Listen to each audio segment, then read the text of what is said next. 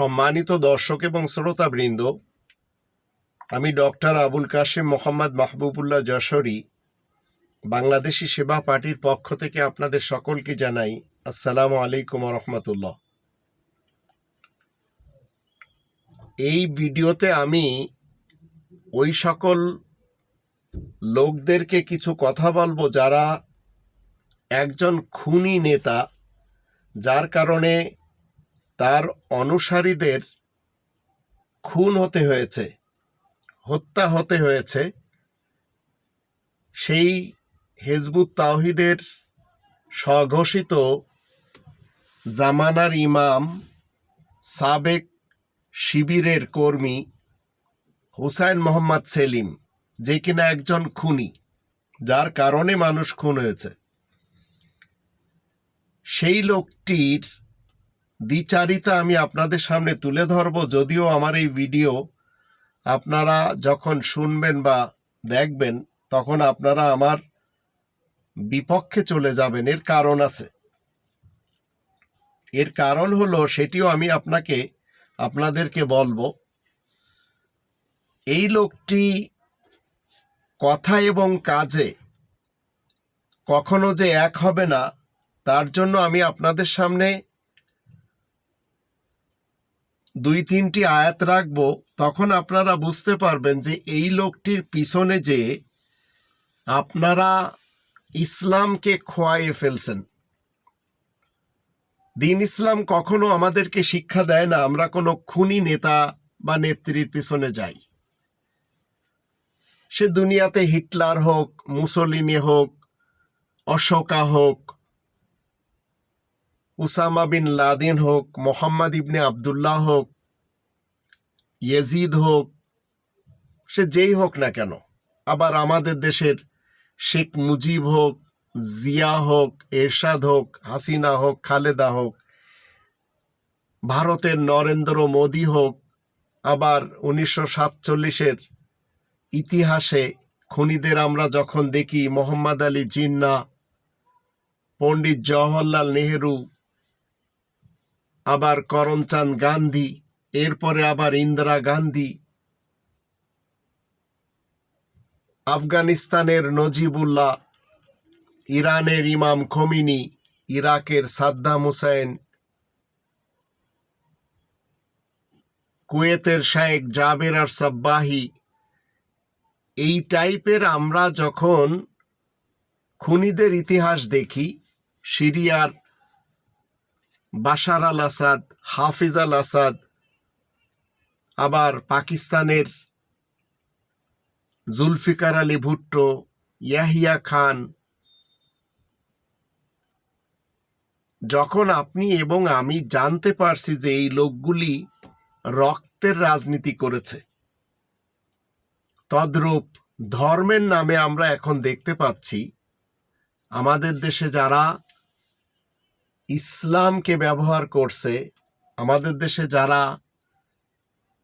হিফাজতে ইসলাম দাবিদার, হিজবুত তাওহীদ, Hizb ut Tahrir, জামাতে ইসলাম, যখন আপনি এবং আমি জানতে পারবো যে এদের যে প্রধান, তার কারণে মানুষ খুন হয়েছে, তাহলে এই খুনিকে যদি আপনি সাপোর্ট করেন, কোনোভাবেও আপনি ইসলামের লোক অন্তত না।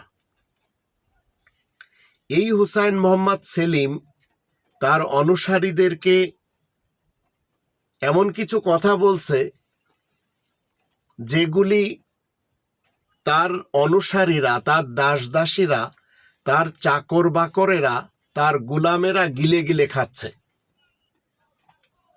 এই লোকটি কিন্তু নিজে টুপি পরে, নিজে টুপি পরে এবং অন্যান্যদেরকে টুপি পরায়। নতুন এখন সুর ধরেছে যে কাপড়ের বাটি মার্কা টুপি, এখন এটি তার যে বানানো কল্পিত মোহাম্মদ ইবনে আবদুল্লাহর মাথায় রাখতে দিতে চাচ্ছে না। সে তার অনুসারীদেরকে বলছে ইনডাইরেক্টলি যে লোহার টুপি পরতে হবে। আবার সে বলছে তার স্বঘোষিত যে মোহাম্মদ ইবনে আবদুল্লাহ আরব ইতিহাসের, যার কথা কোরআনে কোথাও নেই। কোরআনে কোথাও ইয়া মোহাম্মদ নেই, আবার মোহাম্মদ ইবনে আবদুল্লাহও নেই। আবার কোরআনে কোথাও লেখা নেই যে আমি মোহাম্মদ ইবনে আবদুল্লাহর উপরে কোরআন নাজিল করেছি। কোরআনে যে 24 জন নবী রাসূলদের নাম উল্লেখ করা হয়েছে সেখানে মোহাম্মদ ইবনে আবদুল্লাহ নেই। আর তাদের নাম হলো ইব্রাহিম, ইসহাক, ইয়াকুব, নূহ, দাউদ, সুলাইমান, আইয়ুব, ইউসুফ, মুসা, হারুন, জাকারিয়া, ইয়াহইয়া, ঈসা, ইলিয়াস, ইসমাইল, আলিয়াসা, ইউনুস, লূত, ইদ্রিস। এই 19 জন, এরা সবাই আল্লাহ তাআলার পক্ষ থেকে বিশেষ খবরদাতা এবং বিশেষ বার্তাবাহক। এছাড়া আরো 5 জন রয়েছে বিশেষ বার্তাবাহক: মোহাম্মদুর রসুল্লাহ ওয়া খাতামান নাবিয়িন, শুআয়ব রাসূল, সালেহ রাসূল, হুদ রাসূল, আহমদ রাসূল। তাহলে বোঝা গেল এই 24 জনের বিপরীত 25 জন 26 জন নেই। যেমন জাকির নায়েক কোরআনের উপরে মিথ্যাচার করে বলে চলেছে কোরআনে 25 জন নবীদের নাম রয়েছে, অথচ কোরআনে রয়েছে শুধুমাত্র 19 জন নবীদের নাম। এই খুনি হুসাইন মোহাম্মদ সেলিম নিজেই কিন্তু টুপি পরে, সেই কাপড়ের বাটি মার্কা টুপি পরে। আবার সেই মোহাম্মদ ইবনে আবদুল্লাহর বরাত দিয়ে বলেই চলেছে তার মাথায় লোহার টুপি ছিল, হাতে তলোয়ার ছিল। তলোয়ার হাতে নিয়ে মানুষ কি করে? ইসলাম প্রচার করে না? কোরআন হাতে নিয়ে ইসলাম প্রচার করা সম্ভব? এর জন্য আমরা 50 নম্বর সূরা কফের 45 নম্বর আয়াত যখন দেখব তখন আমরা এই খুনি হুসেন মোহাম্মদ সেলিমকে চিনতে পারবো। সেখানে বলা হচ্ছে, আল্লাহ বলছেন, নাহনু আ'লামু বিমা ইয়াকুলুন ওয়া মা আনতা আলাইহিম বিজাব্বার ফাযাক্কির বিল কুরআনি মান ইয়াখাফু ওয়াঈদ। আমি বেশ ভালো করে জানি মানুষেরা যা কিছু বলে চলেছে, তুমি তাদের উপরে কড়াকড়ির কোনো ব্যবস্থা আরোপকারী তো নও। সুতরাং যে আমার শাস্তি থেকে ভয় করে তাকে কোরআনের সাথে উপদেশ দিবে।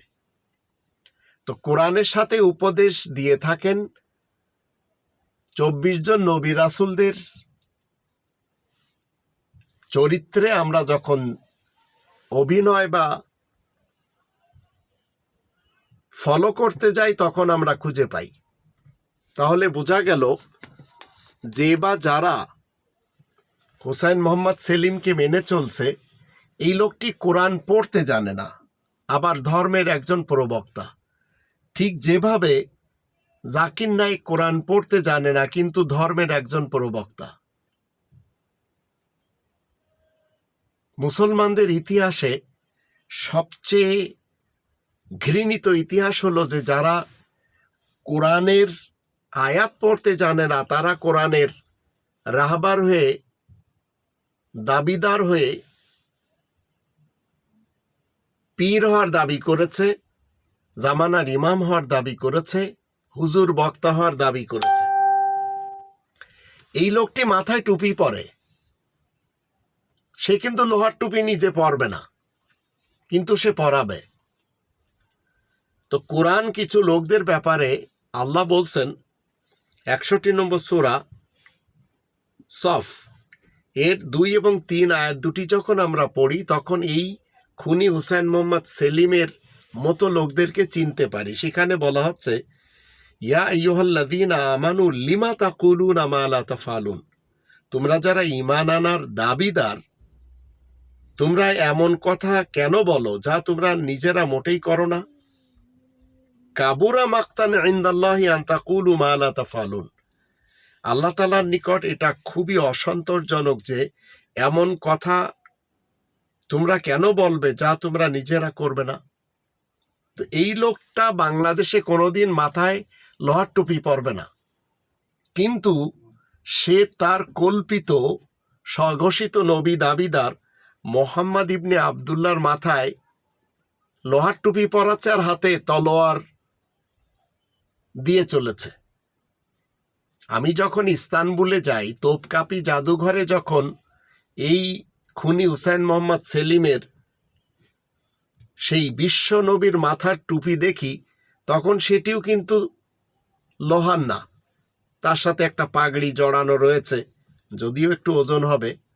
আবার ভারতের উত্তরপ্রদেশের দেওবান শহরের মাদ্রাসার যখন আমরা বিশেষ একটি কক্ষে যাই, যেখানে এই খুনি হুসাইন মোহাম্মদ সেলিমের নবীজির গায়ের জামা রয়েছে, সেটি দেখলেও বোঝা যায় যে সেটি 70টি তালি বা পটি দেওয়া না, যা ধর্মের এই উলামায়ে কুফফার সমাজ বলে চলে, নিজেরা কিন্তু সেটি পড়বে না। এই কথাগুলি আপনারা আমার কাছ থেকে শুনছেন, আবার যখন হুসাইন মোহাম্মদ সেলিমের মুখ থেকে আপনারা শুনবেন, তখন এই আয়াতগুলি দিয়ে একটু তাকে চেক করে নেবেন, তখন বুঝতে পারবেন যে এই লোকটি কত বড় মিথ্যাচার এবং দুমুখ। আবার নিজেই বলে চলেছে যে আমি জামানার ইমাম। তাই যদি হয় তাহলে 2 নম্বর সূরা আল বাকারা এর 124 নম্বর আয়াতে কোথায় রাখবেন, যেখানে আল্লাহ বলছেন ইব্রাহিম রাসূলের ব্যাপারে, ইন্নী জাইলুকা লিন্নাসি ইমামা, নিশ্চয় আমি তোমাকে প্রত্যেকটি মানুষের জন্য ইমাম নির্বাচন করলাম। তো প্রত্যেকটি মানুষ সর্বক্ষণ আল্লাহ তাআলার পৃথিবীতে থাকে, যারা জীবিত লোক তাদের জন্য ইব্রাহিম রাসূল হলেন জামানার ইমাম। ইন্নী জাইলুকা লিন্নাসি ইমামা। তো এই মুনাফিক দুমুখ খুনি হুসাইন মোহাম্মদ সেলিম নিজেকে বলে জামানার ইমাম, আর তার স্ত্রী রুফায়দা পন্নী সে কিনা ইংরেজিতেও বলে দেয় লিডার অব দি টাইম, অথচ ইব্রাহিম রাসূলের উপাধি এটি। এখন আপনারা আমার সাথে অবশ্যই মতবিরোধ করবেন, আপনারা যারা এই খুনি হুসাইন মোহাম্মদ সেলিমকে গিলে গিলে খাচ্ছেন, তার ফলসফাকে আপনারা ইসলাম মনে করে চলেছেন। তো 98 নম্বর সূরা আল বাইয়িনার 4 নম্বর আয়াতটি একটু আপনারা স্মরণে রাখবেন। আপনারা আমাকে গালিও দিতে পারেন, আপনারা আমাকে হরেক রকমের কটুবাক্যও বলতে পারেন, এবং আপনারা বলতেও পারেন যে আপনাদের এই জামানার ইমাম যে স্বঘোষিত, তাকে আমি খুনি কেন বলছি। তো নোয়াখালীর সোনাইমুড়ির যে তার গ্রামের যে ঘটনা, সেখানে তার বিরোধী দলের লোকেরা কিন্তু জ্বালিয়ে পুড়িয়ে মেরেছে তার দাসী না, দাসী তার রয়েছে, তারা সবাই এখন নারীরাও হাতে তলোয়ার নিবে আর এই দেশে একটি রক্তক্ষয়ী যুদ্ধ করবে। তো আপনাদের ব্যাপারে আপনারা আমার সাথে মতবিরোধ করতেই পারেন, কেননা 98 নম্বর সূরা আল বাইয়িনার 4 নম্বর আয়াত সেটিই বলছে। আল্লাহ বলছেন ওমা তাফাররাকাল্লাযীনা উতুল কিতাবা ইল্লা মিন বাদি মা জাআতহুমুল বাইয়িনাহ, যাদেরকে লিখিত আল কিতাব দেওয়া হয়েছে তারা সুস্পষ্ট দলিল প্রমাণ তাদের কাছে আসার পরেই বিচ্ছিন্ন হয়। তো এখন যখন বয়ান করে দিলাম আপনাদের সামনে প্রকাশ্যভাবে, এখন আপনারা আমার বিরুদ্ধে অবশ্যই কথা বলবেন, তো আপনারা স্বাধীন, বলতে পারেন, আর আল্লাহ তাআলার আয়াত সত্য, তাই আমাকে শুনতে হবে। কিন্তু আপনারা হুসাইন মোহাম্মদ সেলিমের মুখের কথা শুনলে বুঝতে পারবেন যে এই খুনি নেতা কিভাবে হন্যে হয়ে গেছে আপনাদেরকে নিয়ে এই দেশে হিজবুত তাওহীদ ভিত্তিক বাংলাদেশ কায়েম করতে চায়, যেটি কোরআনের বিপরীত, কোরআন পরিপন্থী।